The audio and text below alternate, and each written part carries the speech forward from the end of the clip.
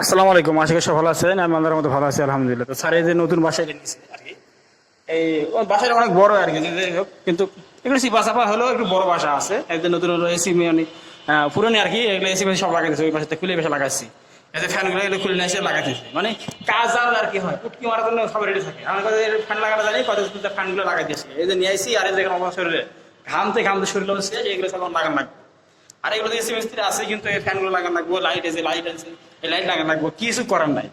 তবে আগের বাসা এই বাসাটা অনেক বড়, যাই হোক আমি লাগাই দেখি, লাগে শেষ করি। বুঝতে কোনো গাছ কামড়ে, তো এই যে লাইট যেমন চেক করছি, যে ডাইরেক্ট লাইন লাগে, এই লাইট চেক করছি, দুই দিন লাগিয়ে যে কারেন্ট আগুন, আর নাহলে আমি শর্ট। স্যারে যায় এই যে প্রিমিয়ারে 6টা ফ্যান কিনে নিয়েছে, এইগুলো ফ্যান আবার সামান লাগাতে।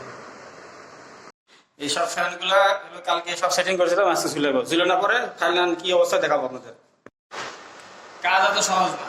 একটা ফ্যান যদি না করলে একটা লাগাই দিয়েছি, একটা লাগাই দিয়েছি, একটা মতো লাগাই দিয়েছি, শরীরে ঘামে গেঞ্জি ভিজে গেছে, গেঞ্জি ভিজে গেছে, খুলে একবার খুলে রাখছে, শরীরে অবস্থা শেষ, এত গরম।